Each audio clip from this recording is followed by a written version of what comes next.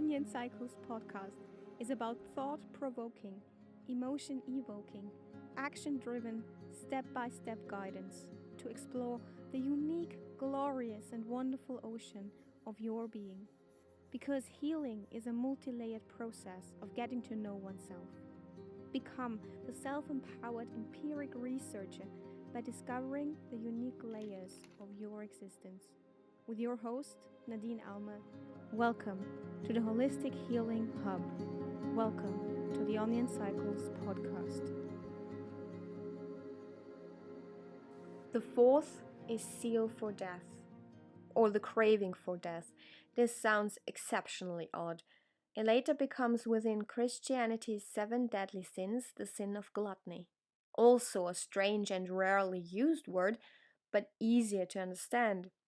It's about making choices in our lives that endanger our health or impair our longevity. Eating, drinking, and having sex in ways that neglect and harm the body. So, to be clear, it's not that attending to the body or indulging in anything that gives us pleasure is a sin or a power of the ego. There is no such thing as sin. It's when we do this to an extreme that actually harms the body. It's that human tendency in us to be destructive toward the body, to take our pain out on the least deserving possible thing, our own body. This is where the ego can take us, if we're lost in this power and we've completely forgotten the soul. Hello, and a warm welcome to all of you out there, my beloved fellow healing integrating onions. I welcome you back. I send you a big warm hug from me to you. I am so very happy you decided to tune in again.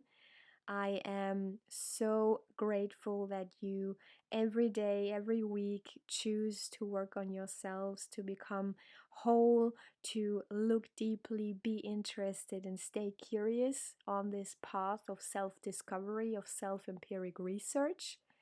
I welcome you to Story 27, Episode 28.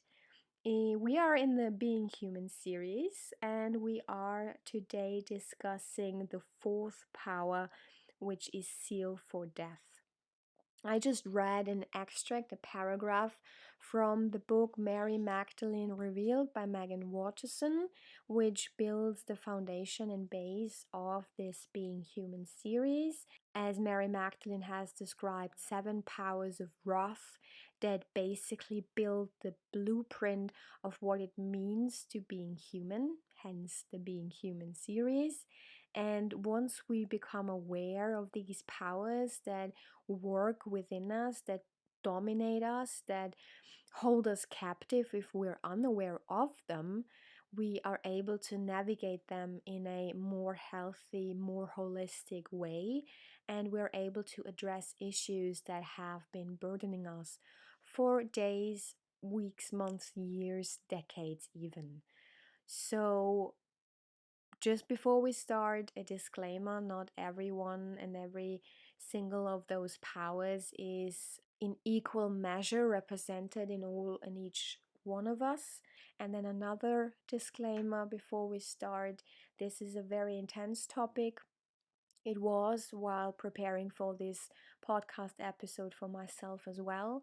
So if any of you out there feel intuitively in your body some sort of resistance and the curiosity doesn't peak anymore, please feel free to tune out and come back whenever you feel like this is going to be the right moment. I'm going to listen to this now.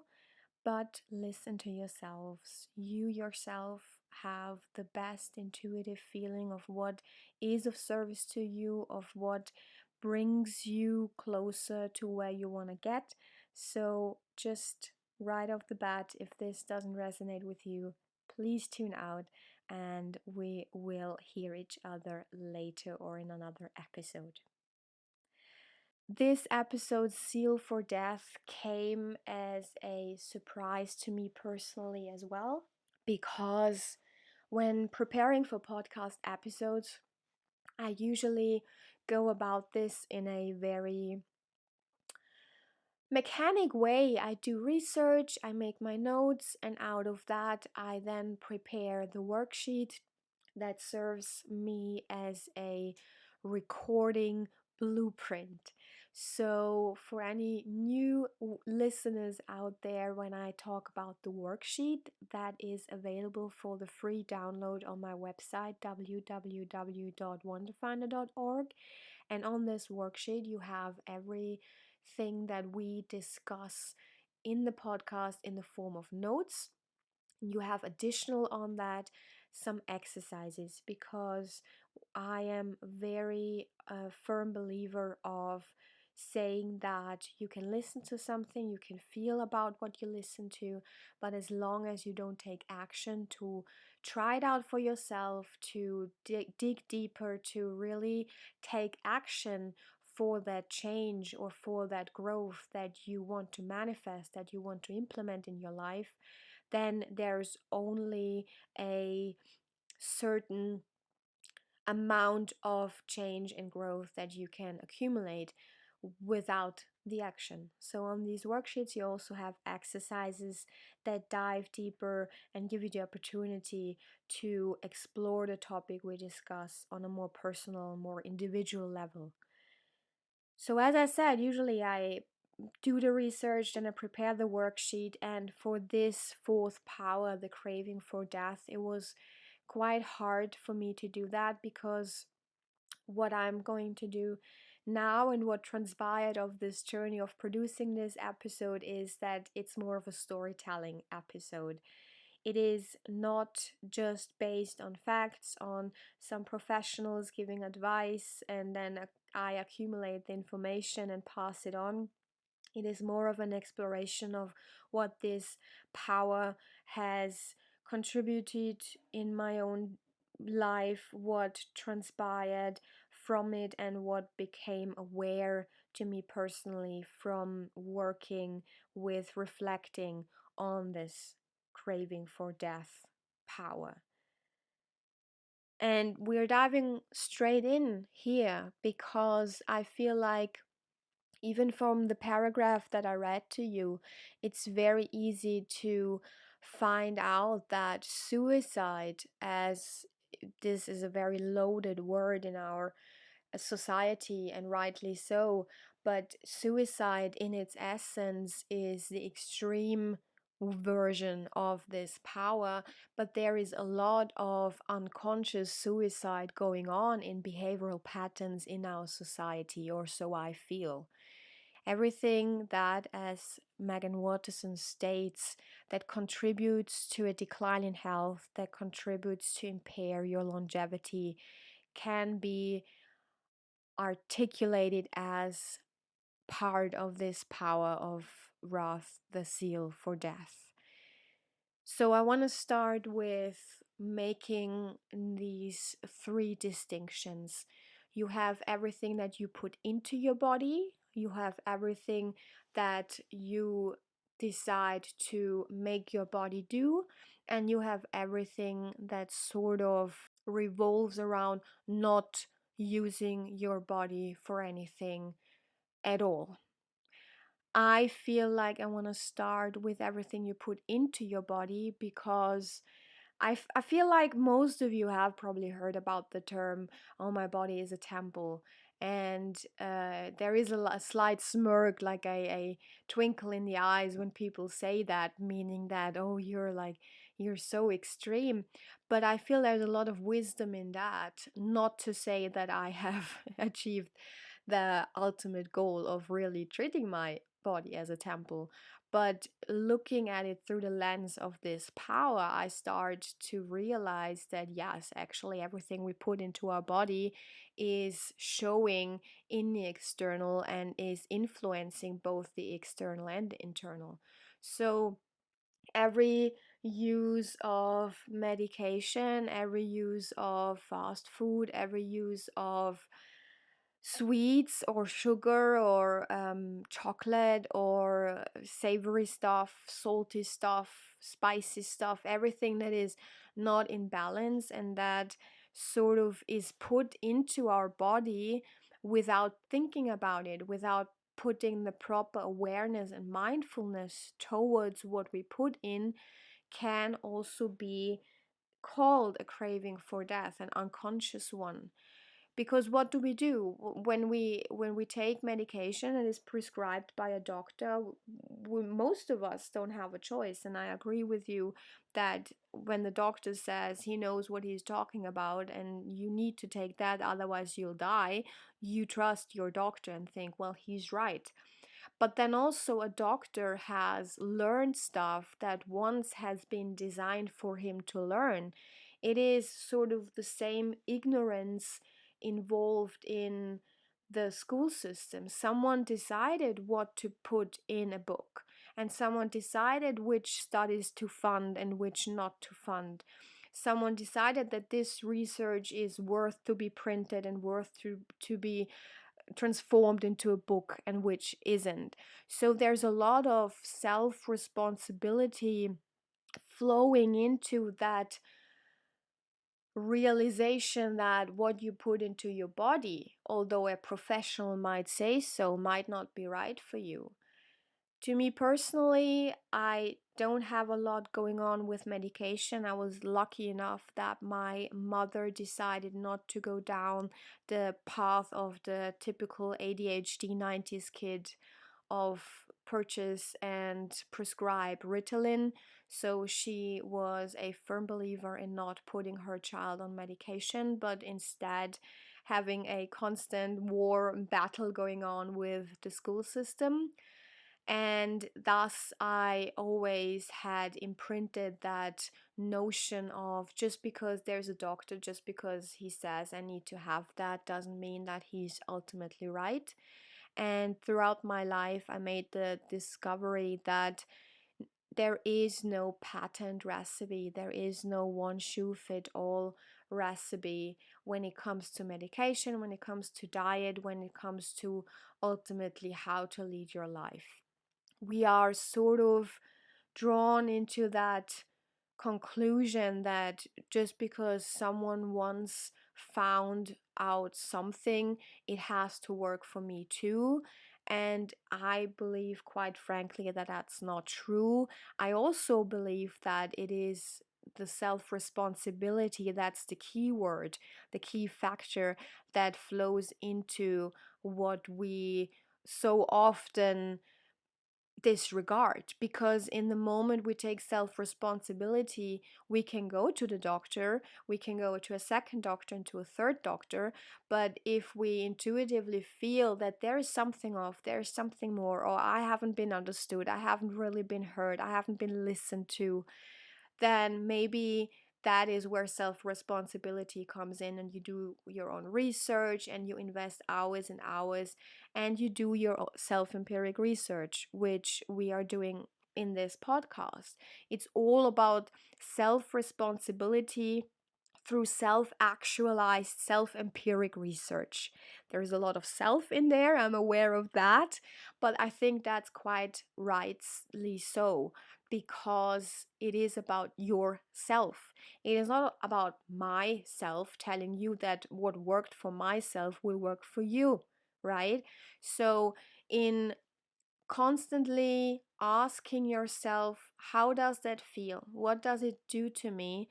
And then applying your own research, you might be better off to trust yourself than at times trusting your doctor. I'm not saying that every doctor has bad intentions, far from it. People who think that they want to help others and be of service to others, and who have sort of like this ability to read the body and accumulate a lot of information about the body, they are so needed and they have probably all the best intentions.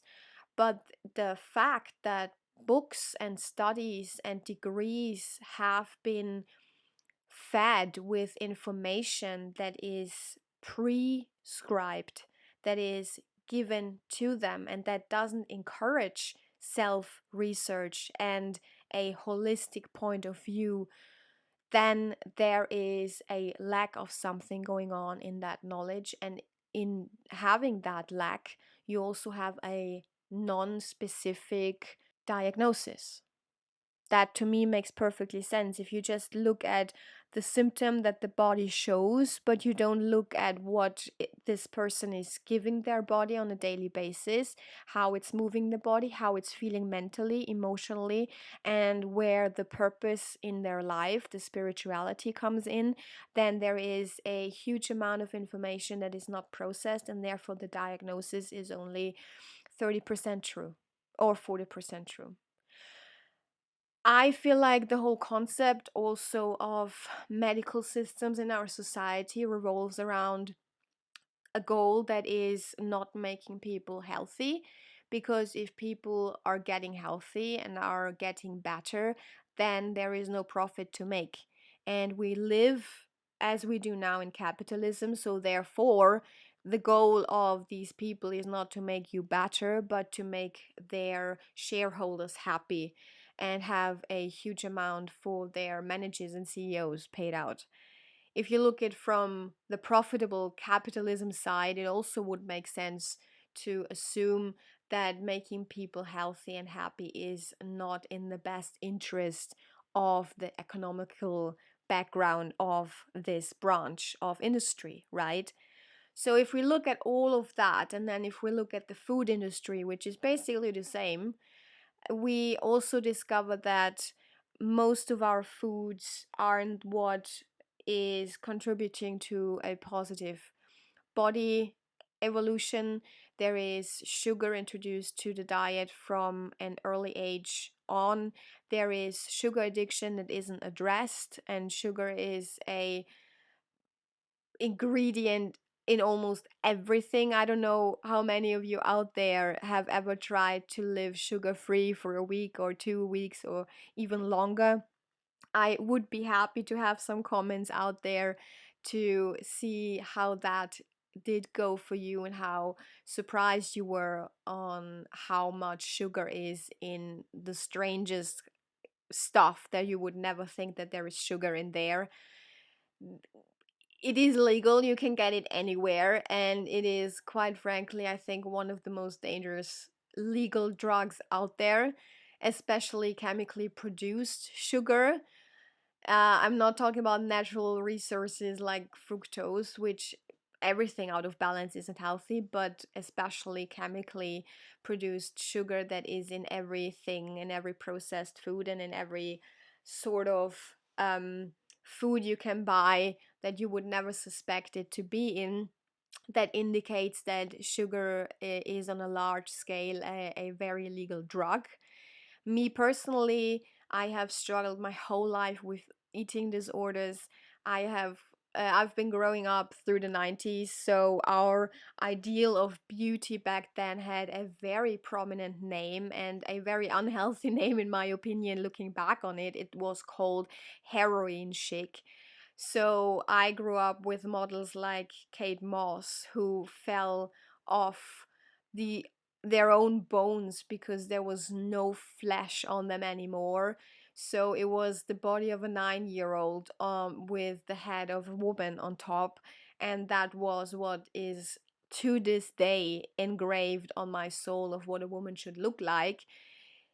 Luckily enough, we have the internet today who can take that body myth and that body dysmorphia, make it a topic, and in doing so aiding especially women but also men, that with the fact that what is beautiful or what is considered beautiful in society has changed so much over the decades, over the centuries, that you might as well love yourself the way you are, because that is what essentially then leads to you emanating out the confidence that makes you then beautiful. So it's not the other way around. It's not necessarily changing something on your body to then be confident enough to emanate that energy out into the world, that you love yourself and then people see that in you.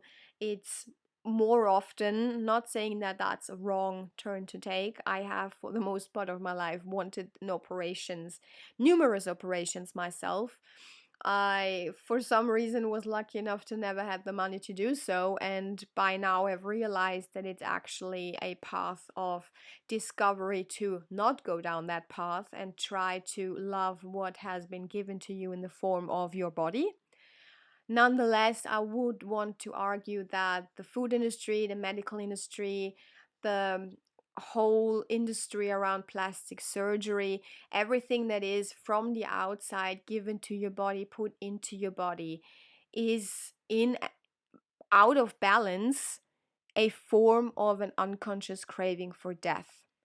So if you overeat, like I do, if you have eating disorders, it is a reaction of you and your innermost, deepest, most vulnerable self manifesting that this is not a life that you want to live. And therefore, you try to make it last longer.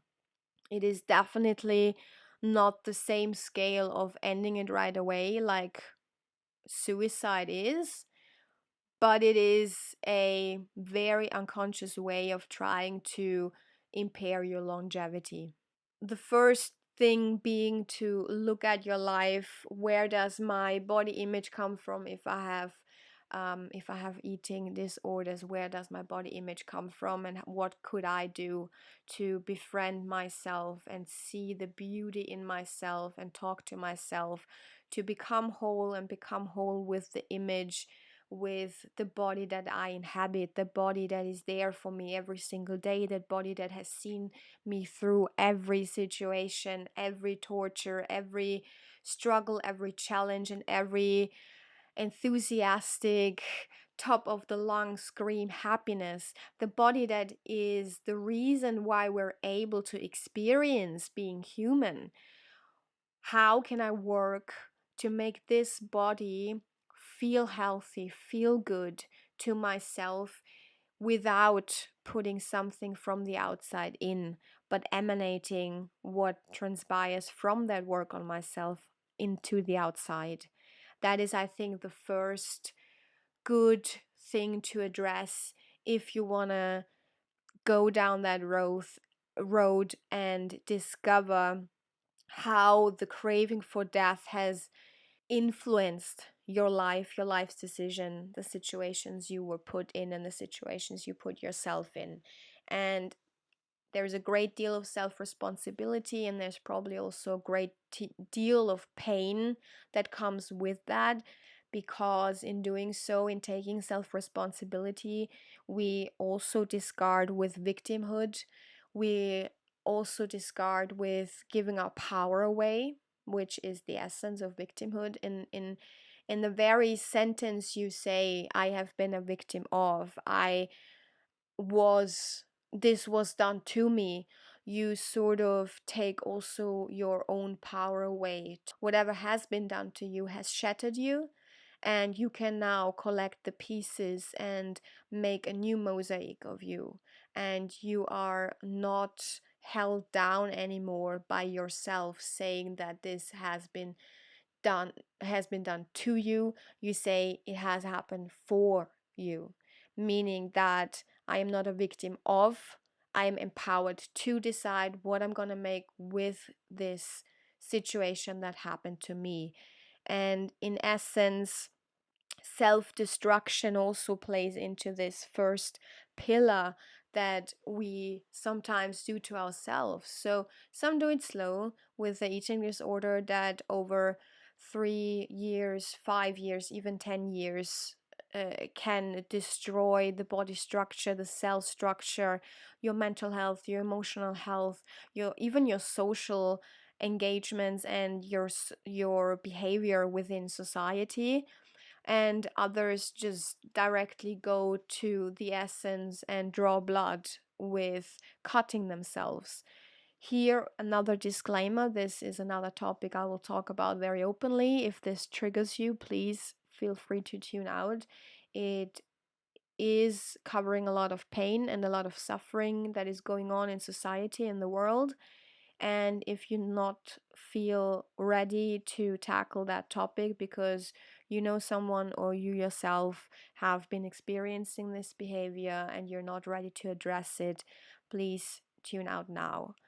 Self-harm plays an immense role in this fourth power of the craving for death, because in essence what we see is that the only way I can feel something, or the only way I control myself and my external world, is to prove myself over and over again that I still have the power to hurt myself. And if I cut and if I draw blood, then this experience gives me back that sense that it is me deciding, and I'm not blown away or thrown away or thrown around by the currents that societal pressures or expectations or just life presents to me. I feel the deeper you fall into that external feeling of I have to put something into my body, I have to do something to my body in order to feel and regain control of my life, then there is an unconscious way of trying to impair the longevity, trying to impair the health that inherently is given to a body that is born. So we covered what we put into our body, we covered what we do to our body. And now we are at the last, I think, pillar of this conversation, which is what we actually don't do to our body. So we're going to dive deeper into the powers of flesh that will be covered in the next two episodes.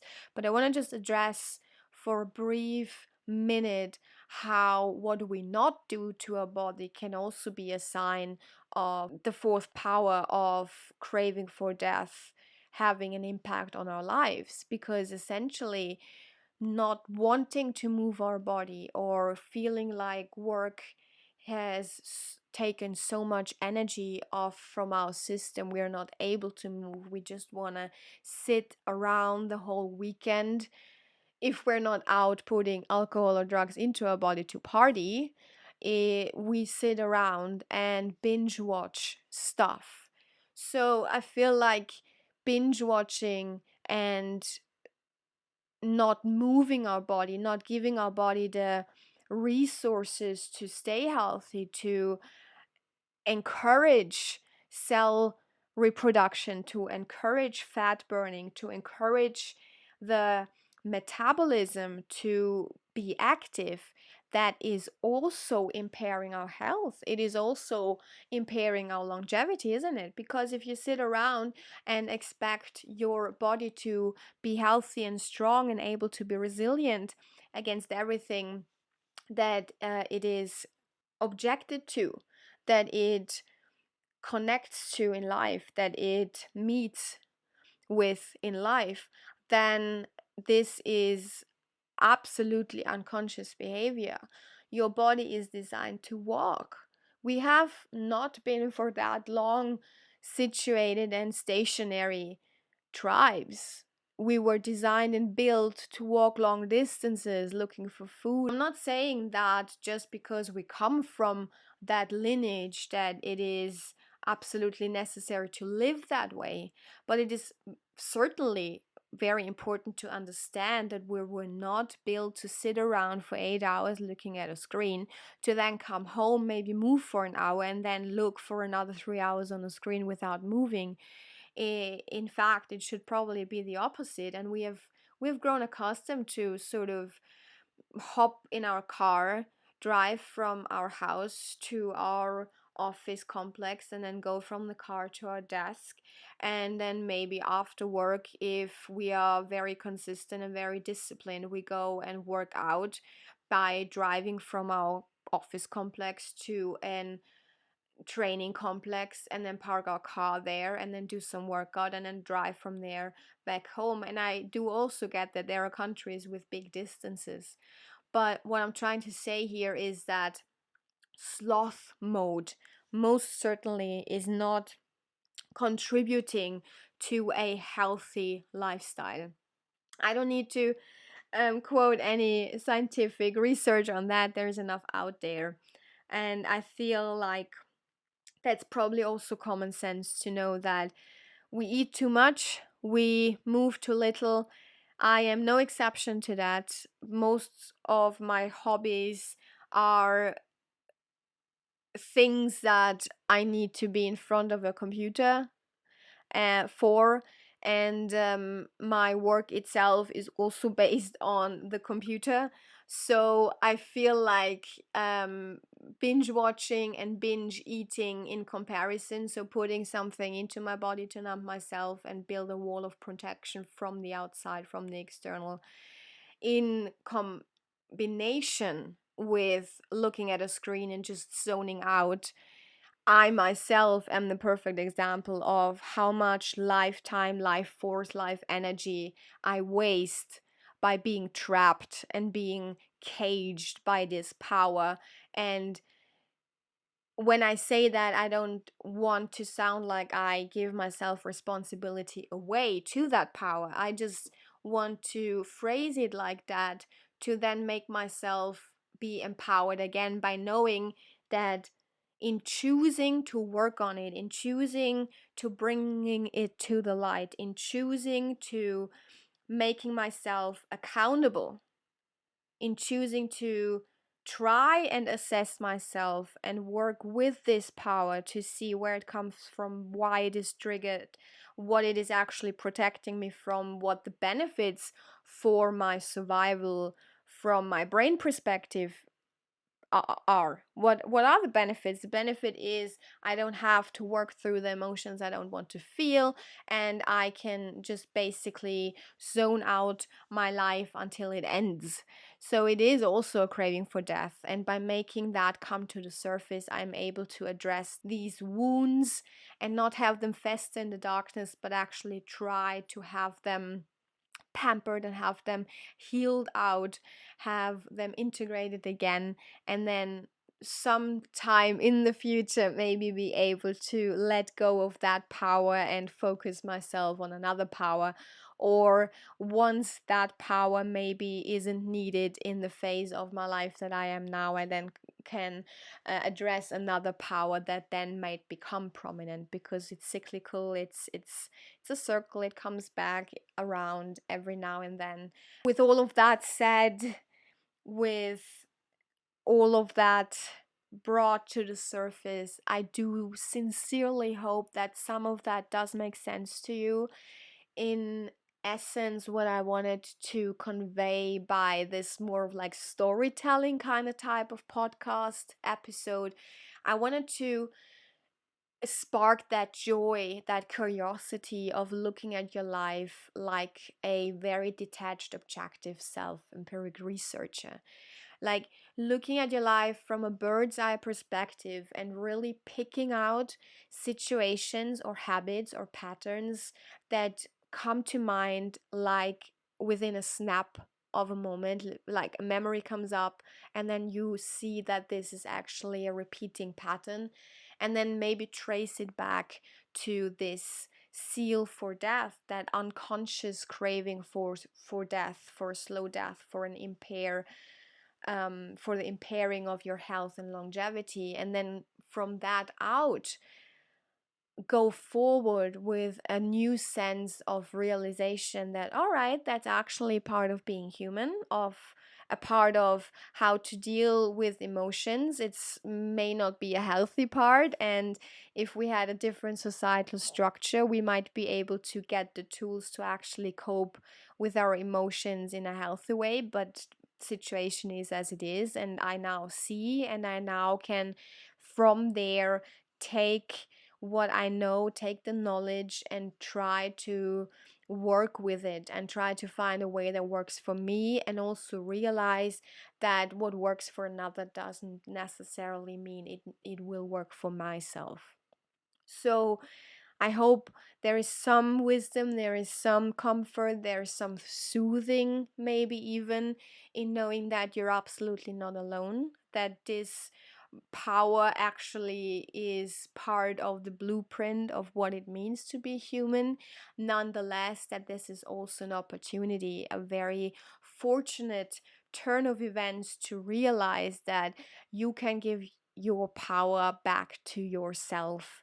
You actually have everything you need within yourself. You're not broken. You don't need to heal in the sense that you feel like you're less adequate or less worthy than anyone else. No, healing, integrating, meaning that you address what has been in the dark in order to be more whole, to shed the light on more layers, on more fragments of you, of onto the whole spectrum, the whole mosaic that is you and your personality and your light and your soul path and your beautiful, wonderful, sparkling essence. Because quite frankly, I say that a lot. I know I repeat myself, but you guys, you're just wonderful. You are souls inhabiting this beautiful body. Your souls here on this earth for a reason. Without you, this world wouldn't be the same, and you're so necessary and you're so needed. And whatever you have to give, even if you don't even yet know what you have to give, there is something inside of you that wants to express itself, that needs to express itself, because that's why you're alive. That's the essence, that's the spirit.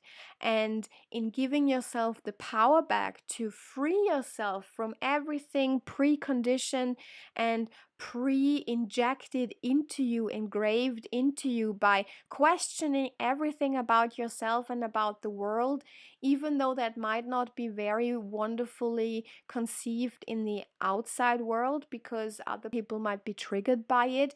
It doesn't matter. Go your way, go your path, one foot after the other, and be sure to trust yourself. Your intuition knows what's best for you. You know what's best for you. You know deep down what resonates with you, what brings you further. Everything you need is already within you. I love you very much. I thank you for working on yourself, for being in this world, maybe not of it, but being in this world and not being afraid to look for your light, believe in your light, shine your light, and be that beautiful, sparkling essence that you came here to be. Until next time, my beloved fellow healing, integrating onions, I love you.